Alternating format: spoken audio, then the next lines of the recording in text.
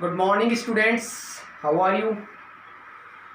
आज अपन डिफ्रेंशिएशन पढ़ने के बाद नेक्स्ट वीडियो है उनका यूज़, एप्लीकेशंस ऑफ डेरिवेटिव्स, यानी अवकलन का अनुप्रयोग कि अवकलन जो पढ़ा है अपन ने उसका यूज़ अपन कहाँ कहाँ करेंगे। तो सबसे पहले इसका यूज़ करेंगे अपन rate of change of quantities, यानी संख्याओं के परिवर्तन की दर में। संख्याओं में परिवर्तन कैसे, जैसे अपन चल रहे हैं तो अपनी स्पीड समय के सापेक्ष क्या हो रही है, परिवर्तन होती है। जैसे फिजिक्स में आप पढ़ते हैं तो संख्या में यानी स्पीड में समय के सापेक्ष परिवर्तन होता है।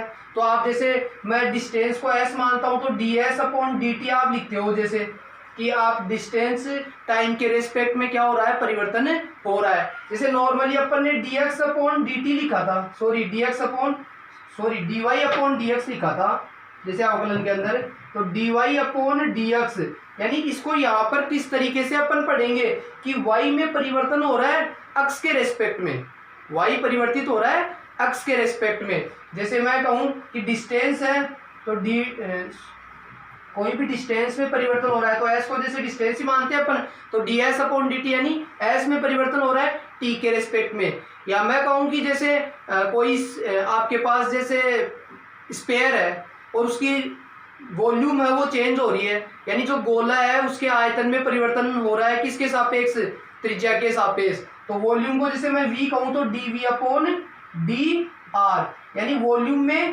त्रिज्या के सापेक्ष क्या हो रहा है, परिवर्तन हो रहा है। तो इसमें अपन ये निकालेंगे कि किसी भी वैल्यू के अंदर किसके रेस्पेक्ट में कितना परिवर्तन हो रहा है वो अपन ज्ञात करेंगे। तो इसके लिए कुछ फॉर्मूले जो आपने 10th में पढ़े थे या 11th में भी अपने काम में आए थे, वो फॉर्मूले पहले अच्छे से आपके तैयार होने चाहिए। तो पहले सबसे पहले वो फॉर्मूले अपन तैयार करेंगे, उसके बाद आगे स्टार्ट करेंगे। स्टूडेंट्स, सबसे पहले मैंने घनाभ और घन लिया है, क्यूबॉइड और क्यूब। तो क्यूबॉइड में एक फॉर्मूला तो आपका आता है पृष्ठीय क्षेत्रफल, सरफेस एरिया। तो क्यूबॉइड देखो क्या होता है, इसके जो सरफेस होते हैं वो क्या होते हैं, रेक्टेंगल के होते हैं, आपके आयत के होते हैं।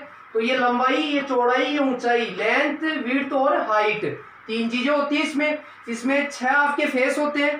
तो इसमें सबसे पहले इसके सरफेस एरिया जो होता है वो 2 ब्रैकेट एल बी, यानी length into breadth plus breadth into height plus height into length, और यूनिट स्क्वायर, इसकी जो इकाई होती है क्षेत्रफल की एरिया की वो क्या होती है, सेंटीमीटर स्क्वायर या मीटर स्क्वायर या वर्ग सेमी या वर्ग मीटर।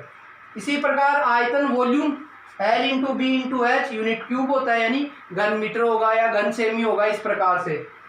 और इसमें 2-3 बातें और ध्यान रखनी है। जैसे अपना रूम होता है तो रूम अपना क्यूबॉइड की शेप में होता है, घनाभ की आकृति में होता है। तो कई बार फर्श का क्षेत्रफल की बात करें तो फर्श ये नीचे वाला होगा, तो फर्श L इंटू बी होगा क्षेत्रफल एरिया। या मैं छत की बात करूं तो वो भी L इंटू बी होगा। या मैं चारों दीवारें होती है अपनी रूम में, तो चारों दीवारें जो होगी वो B इंटू एच होगी। एक इस वाली दीवार की बात करूंगा, ये दो तो B इंटू एच होगी।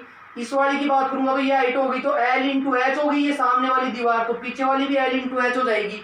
तो इस प्रकार से किसी भी आपको दीवारों की जरूरत पड़ जाए या फर्श की जरूरत पड़ जाए या छत की जरूरत पड़ जाए तो उसी हिसाब से इस डायग्राम में आप निकाल सकते हो। जैसे कई बार ये कहेगा कि भाई कोई मान लो टैंक है और वो ऊपर से खुला है, तो खुला होने का मतलब ऊपर वाला आपको फेस हटा देना है, इस प्रकार से दिमाग में रखना है। फिर घन, क्यूब यानी लेंथ, ब्रीथ और हाइट सेम हो जाए, तो मैंने साइड को अक्ष मान लिया, तो ये भी एक्स और ये भी एक्स। तो इसमें एल बी एच तीनों इक्वल होकर क्या बन जाती है, साइड के इक्वल हो जाती है। तो इसका सरफेस एरिया होता है पृष्ठीय क्षेत्रफल 6 इंटू भुजाई स्क्वायर, या अक्ष मैंने साइड को मान लिया तो 6 इंटू अक्ष स्क्वायर, और वही वर्ग सेमी या वर्ग या यूनिट स्क्वायर हो जाएगा। और आयतन, वॉल्यूम होता है वो साइड क्यूब हो जाएगा, भुजा क्यूब, भुजा को अक्ष माना तो अक्ष क्यूब, और वही आयतन की यूनिट होती है वो सेंटीमीटर क्यूब या मीटर क्यूब, इस प्रकार से घन सेमी या घन मीटर। तो ये आप नोट कर ले और याद कर ले। नेक्स्ट देखो बेटा, तीसरा नंबर है बेलन, सिलेंडर। तो बेलन आपने पाइप देखा होगा सभी ने, इस प्रकार से अंदर से ये खाली भी होता है और कई पाइप ठोस भी होते हैं, दोनों टाइप के होते हैं। तो जो खाली होता है उसमें तो केवल सरफेस यानी पृष्ठ का क्षेत्रफल लिया जाता है, जिसको वक्र पृष्ठीय क्षेत्रफल बोलते हैं। जिसको कर्व सरफेस एरिया, इसका होता है 2πr/h। इसमें देखो जो बेस होता है वो सर्किल में होता है, वृत्ताकार होता है, पाइप को देखा होगा, ऊपर से भी गोल गोल होता है, नीचे से भी गोल गोल। तो बेस का एरिया आधार का क्षेत्रफल पूछे तो πr² वृत्त का क्षेत्रफल आएगा। तो इसमें एक तो रेडियस होती है, एक हाइट होती है, तो h और r दो इसमें आपके पास वैल्यूज होती है। तो 2πr/h तो इसका हो गया कर्व सरफेस एरिया, वक्र पृष्ठीय क्षेत्रफल, जिसमें पाइप के जो प्लास्टिक होती है उसका क्षेत्रफल आएगा ऊपर का। और यदि भरा हुआ है, मान लो ठोस पाइप है, लोहे का बिल्कुल भरा हुआ है, तो भरा हुआ है तो ये खाली नहीं होगा अंदर से, तब संपूर्ण पृष्ठीय क्षेत्रफल, तब ये नीचे भी आपको बंद दिखाई देगा बिल्कुल, और बंद दिखाई देगा तो ऊपर का क्षेत्रफल, ये वृत्त का क्षेत्रफल πr² और नीचे का क्षेत्रफल πr², दो और जुड़ जाएंगे। तो 2πr² और जुड़ते ही 2πr/h + r इसका टोटल सरफेस एरिया हो जाएगा। नेक्स्ट इसका आयतन वॉल्यूम, तो वॉल्यूम होता है πr²h।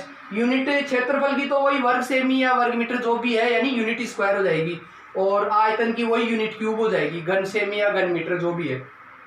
अगला है शंकु, कोन। कोन देखो इस प्रकार का होता है, अपने झोपड़ी देखी होगी इस प्रकार की, या जोकर की आपने केप देखी होगी बेटा, इस प्रकार का ये कोन होता है। इसमें तीन चीजें होती है, इसका जो बेस होता है आधार, वो तो सर्किल का होता है, यानी आधार का क्षेत्रफल तो वही πr² होता है, ध्यान रखना। और इसमें एक हाइट होती है, एक रेडियस होगी, एक स्लेंट हाइट होती है, तिर्यक ऊंचाई, जो टॉप वर्टेक्स से लेकर इसके बेस वाले यहाँ तक होगा। तो L स्लेंट हाइट को L से रिप्रेजेंट करते हैं, H हाइट होगी, R रेडियस होगी, त्रिज्या होगी। तो शंकु का भी वही होगा। यदि अंदर से जैसे केप है जोकर वाली तो खाली है, तो उसमें केवल उसके जो भी अपने पास है कपड़ा हो, किसी की भी बनी हुई है, उसके ऊपर का सरफेस का एरिया आएगा, वो आएगा πrl। और संपूर्ण पृष्ठीय क्षेत्रफल का मतलब ऐसा कोण जो अंदर से भर दिया जाए, भरते ही नीचे का जो आपका ये है सर्किल भी एक सरफेस बन जाएगा, एक पृष्ठ बन जाएगा। तो πr² और जुड़ते ही ये πr(l + r) हो जाएगा।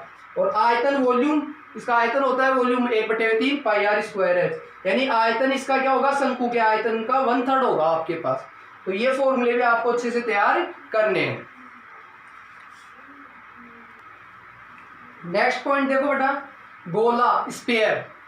गोला होता है वो ठोस होता है, जैसे बॉल देखी है आपने बिल्कुल, तो गोले के पूरा सरफेस होता है, चारों ओर पृष्ठ होता है, तो इसका पृष्ठीय क्षेत्रफल होता है, वक्र या संपूर्ण अलग अलग नहीं होते। पृष्ठीय क्षेत्रफल सरफेस एरिया तो होता है 4πr², और इसका वॉल्यूम आयतन होता है 4/3 πr³। इसमें केवल एक रेडियस होती है और कोई वैल्यू नहीं होती है। नेक्स्ट है अर्धगोला, हेमीस्फीयर, यानी एक बॉल को बीच में से काट दो, यानी बॉल भरवा हो बिल्कुल एकदम ठोस, और बीच में से काटते ही ये स्फीयर ऊपर का पृष्ठ तो आधा हो जाएगा, लेकिन ये बीच में देखो एक सर्किल बन जाएगा आपके, तो एक पृष्ठ नया और आ जाएगा। तो आधा होते ही तो 2πr² तो इसका हो गया पृष्ठीय क्षेत्रफल। अब इसमें वक्र अलग होगा और संपूर्ण पृष्ठ अलग होगा। वक्र में तो केवल ऊपर का पृष्ठ आएगा, जो आधा हो जाएगा इसका 4πr² का आधा 2πr²। और संपूर्ण पृष्ठीय क्षेत्रफल टोटल सरफेस एरिया में ये एक पृष्ठ और निकल गया, जिसका ये वृत्ताकार होगा सर्कुलर, जिसका एरिया होता है πr²। तो πr² ऐड हो जाएगा तो 3πr² हो जाएगा। और आयतन इसका होता है 2/3 πr³। तो इस प्रकार से ये आपको याद करने हैं। तो इसके लिए देखो एप्लीकेशंस ऑफ डेरिवेटिव्स के लिए फॉर्मूले आपको अच्छे से तैयार होने चाहिए। ये याद हो गए तो अगले वीडियो में अपन इसका अब एग्जांपल्स स्टार्ट करेंगे। Thank you.